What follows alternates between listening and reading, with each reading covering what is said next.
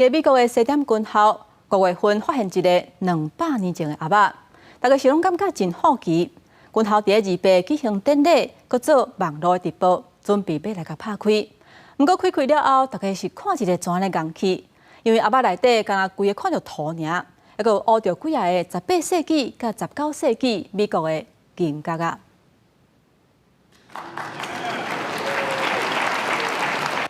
美国西点军校伫200调集全校师生甲来宾，伫直播镜头之下，将正式开放这个台伫涂骹底活200年的时空揭幕馆。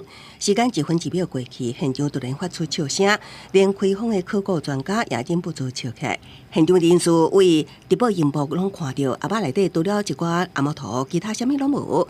开放专家也找其他人来协助敲进，唔敢相信眼前看到的情形。 Didn't quite meet expectations. There is a layer of silt. That's what we were removing here that settled in the bottom. As I mentioned before, the bottom had bowed out. It appears to have been from moisture penetration.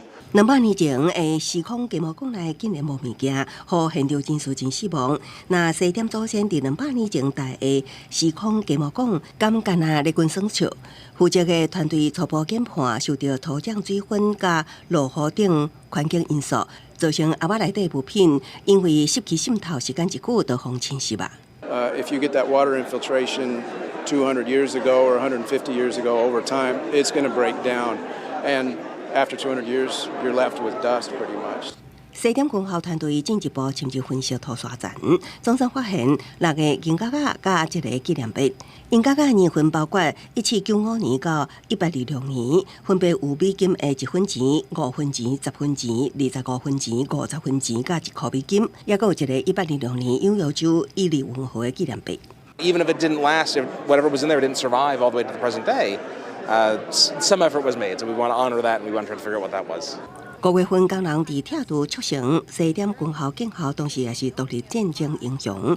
可是亚斯科当上的时，伫基座下面发现这个时空阿嬷，当上伫1829年完工落成。历史专家推测，阿嬷真可能伫完工进程就封藏入去。 专家研判，阿嬷内底应该把有文件纸还是插头的物件，因为水分渗透煞来毁损。最近会采用机器扫描查验，一定要找出西点祖先伫时空揭幕馆留落来更较侪遗产甲信息。公司新闻张淑芬编译。